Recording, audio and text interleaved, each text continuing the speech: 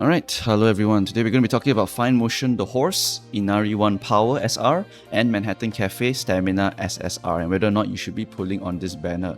Notably, from this banner onwards, there are going to be some very solid banners, and the whole new year is going to be the year of the horse, and we are getting a crazy amount of very good horses. So I will be a little bit more cautious. I'll be trying to release a banner timeline soon so that you'll be able to do your planning. Alright, there's a lot of very good stuff coming out in this year, and you want to be very careful what you're pulling for this year.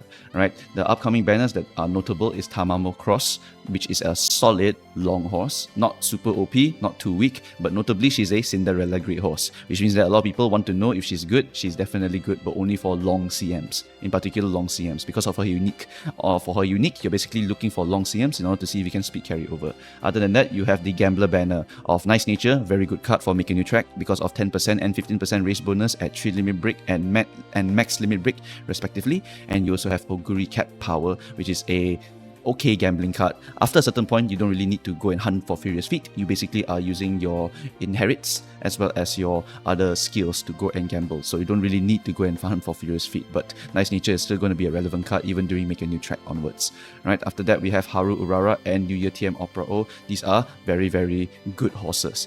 Urara is a big improvement to her OG form. It does not make her very good, but it makes her winnable. That's a very important part about Urara. This Urara is a winnable dirt horse, which is actually a big boost to a lot of people that want to make Urara win.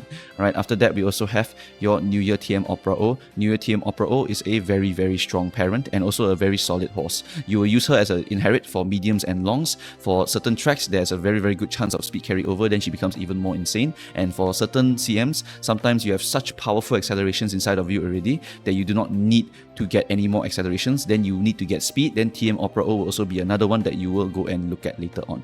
Right, for the next banner, you also have the Mati Kane and Maya Vega banner. For this banner in particular, I believe Henry Handsome said that you will be getting about 60 pulls. I think you might be 100, because if we follow the JP UMA standards, for every New Year anniversary and every scenario banner, they usually give you 100-ish pulls on the support card banners. So whether it's 60 or 100, you just keep an eye out and just see how your luck is before you go hardcore into this banner. Matikane Fuku Kitaru is a very good speed card for people that are willing to put a lot of time into grinding, because she is a high roll card. She can low roll like crazy, by the way. She can really low roll like crazy, but she's basically a card that if she ever high rolls like crazy, you'll get an absolutely disgusting horse. Very powerful card.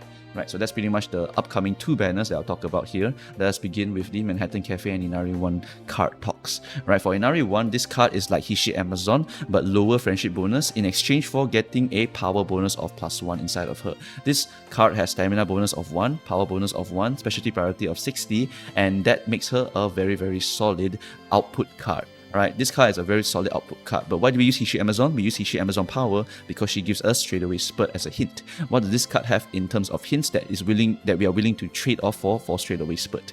Right, we can actually get quite a lot of very good stuff inside of a kit. If you look at it, we have Spring Runner, Winter Runner, Target in sight, Ramp Up, Tail Held High. Lots of very good stuff from this card here. And we also can get the Oi Race Course and the Kyoto Race Course as a RNG random event. So honestly, if you are making, like, for example, a front runner, you might want to go and use this card instead, because this card is actually able to give you some very solid greens for activating your groundwork in case you needed 1 or 2 or sometimes even 3 if you're training a horse that's very hard to train.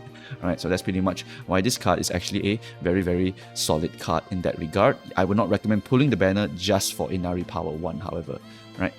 Okay, moving on to the Manhattan Cafe SSR Stamina card. This card is like the vodka of stamina. If you've seen Vodka's power card, it only gives power and nothing else. This card is the same. It gives stamina and nothing else. This card has 45% friendship bonus, which is ridiculous. It also has stamina bonus of +2, training effectiveness of 0. It has nothing to help any other positions. This card is only meant to pump your stamina like absolutely crazy. You also can get a race bonus of 10%, which makes it actually usable during Make a New Track scenario, and you also have specialty priority of 50. So this card is actually a very solid stat stick for stamina only. That's the problem though, it's stamina only. Super Crit is versatile. It lets you have training effectiveness into other things, right? And for stamina, it's not a stat that we aim to max like speed. It's a stat that we aim to hit a minimum amount or a recommended amount in order to survive certain debuffers in certain CMs. So that's why we do not really want to shove 2 SSR stamina cards into our deck as much as possible.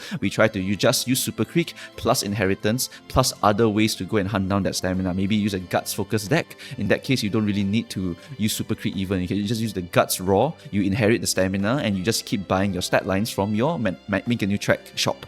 Right, so there's a lot of different ways to go and hunt down stamina later on. We will try not to use double stamina decks anymore, but if you are very, very poor and you cannot hit the stamina thresholds that are recommended to you for certain CMs, then you may want to go and get another stamina card. But certainly not go this far to go and get a straight up SSR Manhattan Cafe humongous stat stick. Just a small stat stick would have been more than enough already. Super Creek plus a Manhattan Cafe, more than sufficient for a lot of the horses to basically clear it. Manhattan Cafe, I'm referring to the SR version, not the SSR version.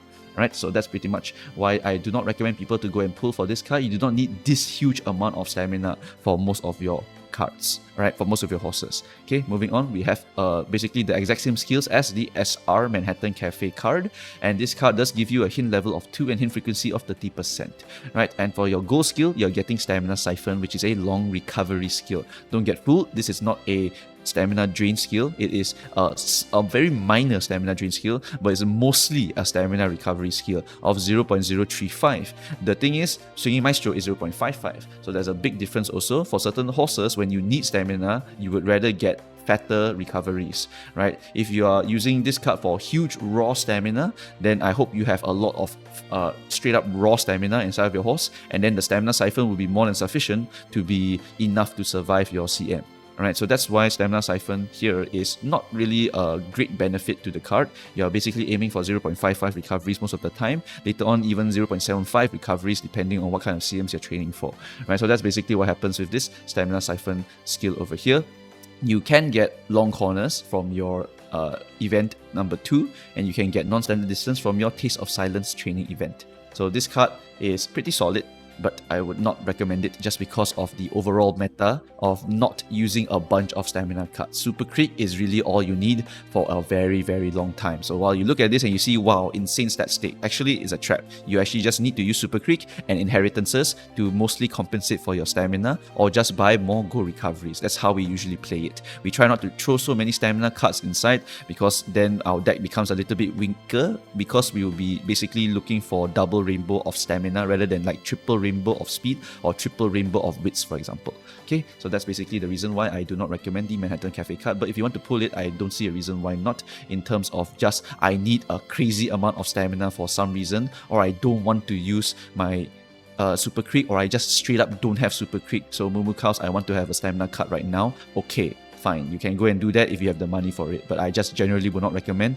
Just wait for another Super Creek banner. Alright, moving on, we have the Fine Motion horse. Right, for the Fine Motion horse, this is a very solid horse. I'll call her fine, because one of the bad things about Fine Motion is you cannot use Fine Motion Wit card to train her, which really, really damn sucks, right? The Fine Motion Wit card is really one of the most powerful cards for a very long time, and until Majiro Ramonu, we will basically not have an insanely powerful wit card for a very, very long time. We may have like Mr. CB or a Nice Nature wits card SSR, but the thing is, they're not on the level of like Fine Motion in terms of pure wits output. They're not on the level of Ramonu in terms of pure wits output. So Fine Motion, the horse, is not going to be a very, very awesome horse just because of losing that one awesome Fine Motion wit card.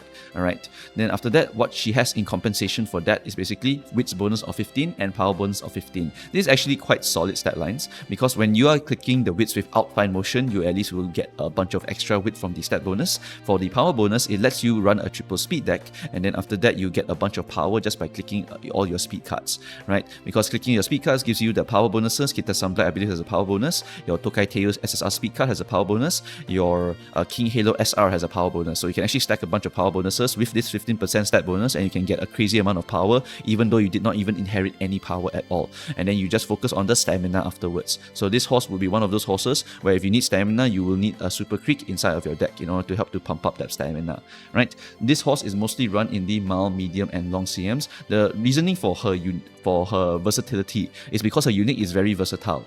Her unique is essentially either a mid-leg speed skill, or at its best, it can even be a speed carry over skill. right? If you're competing for a good position in the second half of the race, your speed will increase. After the 50% mark, as long as you're in the second to fourth positions and you get basically competing with another horse, you will activate this speed skill to go zoom. So sometimes you can even use this as an overtaker unique and try to speed carry over to get you some good stuff, or just use it as a regular mid-leg speed skill, which is also very, very good. Mid-leg speed skills are very, very beloved, right? Other things that you will basically be using with this horse is that she has a lot of pace chaser stuff. She's fine motion after all. She has speed star inside of her. She has medium corners inside of her, right? She has fall runner, she has right-handed, and she also has determined descent. Determined descent for certain tracks is very solid, and for certain tracks is very shit. So in those tracks, this is -1 go skill. So that's gonna suck. However, because her unique is good as a mid-leg speed skill, her innate skills are good for mediums and for pace chasers, she's already a very, very solid horse that can do fall runner into right-handed, which is very, very valuable,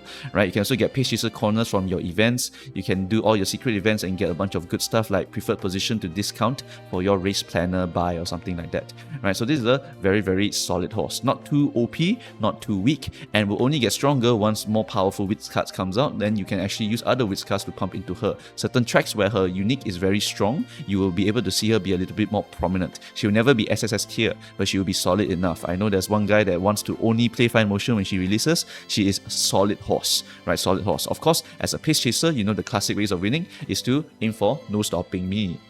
No stopping me is a very core skill for the pace chasers in order to gamble their victory sometimes. You want to get Taiki Shuttle, Nishino Flower for a lot of CMs. Your Angli and Schemer, as well as your Marazensky Unique for occasional CMs are also very, very good. So pace chasers do have their ways of winning. Fine Motion definitely can win. I will not say she's a very super high tier horse, but she's definitely a solid enough horse for me to rate her pretty fine. Haha. Alright, so that's pretty much it for this banner over here. I wish all of you who are pulling these banners good luck. For those of you who are pulling Tamama Cross, I know she's a Cinderella Grey horse, so that is one of the big reasons why a lot of people will be pulling for this banner here, regardless of whether she's good or not. Alright, don't worry, she's actually very solid on long CMs. Okay, so that's pretty much it for this entire banner review. Good luck, and I hope to see you on stream when I'm trying to do all of these weird viewer pulling streams. Alright, thank you very much for watching, and if you need more questions, feel free to go through Ko-fi, go through my Twitch or YouTube chats, or go through my Discord, and I'll try my best to answer your questions. Okay, that's it guys, bye bye.